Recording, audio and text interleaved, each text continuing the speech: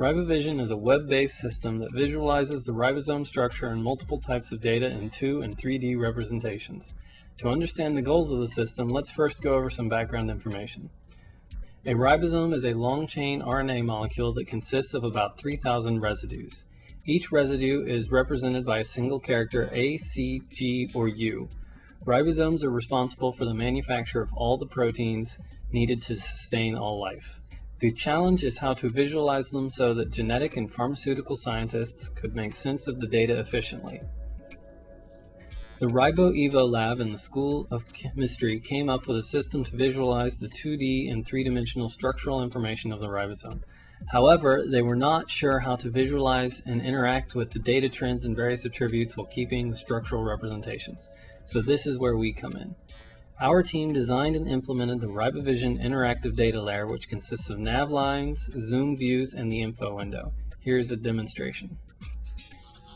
Let's load up the page. The first step is to select the species of ribosome we want to examine. From the drop-down menu, we can select the species and then select which representation for that species we are interested in. Once it is selected, you should see the two major views for this ribosome, the 2D secondary structure and the 3-dimensional crystalline structure. Now, let's pretend that we are a scientist. We could dive into the different types of data for the entire ribosome right now, but it would help if we had an idea which portions of the ribosome to start looking at first. This is where the nav line comes into play.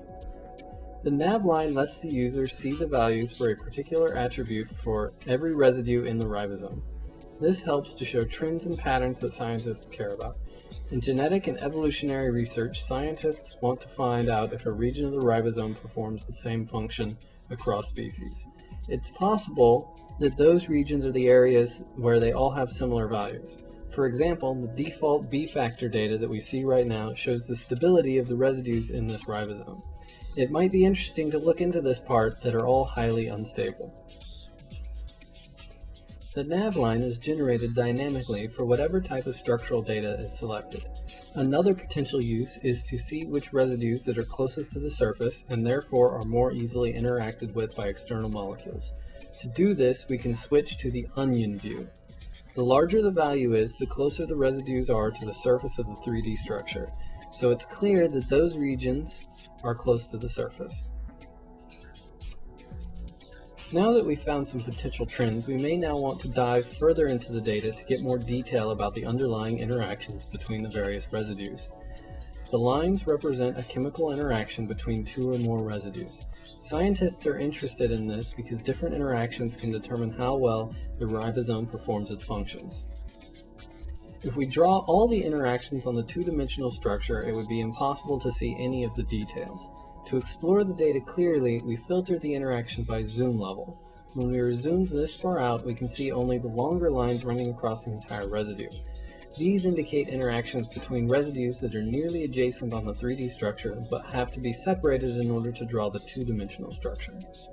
If we zoom in on a section of the 2-dimensional representation that we are interested in, greater levels of detail will be shown, eventually to the point where labels are added to the lines, allowing us to see exactly what type of interaction is going on. For example, the CWW is a type of base pair interaction. Finally, if we want to go into even more detail, we can hover over different residue components of the 2-dimensional structure. An info window will pop up to describe the detailed attributes of the specific residue that cannot be otherwise displayed. For example, the conservation percentage here shows the variability of the residue between species. This could be useful for pharmaceutical researchers who are looking for certain types of traits that exist in bacteria, but not in humans or other animal ribosomes. By targeting these traits, they can make antibiotics that are more effective against bacteria and safer to humans. Overall, we think that by providing these 3 levels of detail, we can greatly improve the exploration and analysis of ribosomes. With the high-level overview, we think it can help scientists explore and discover new trends, while the variable amounts of detail of the zoom view allow for both exploration and analysis of different components of the ribosome. Lastly, the detailed info window allows users to see more fine-grained detail and to help the user find specific pieces of information they are interested in.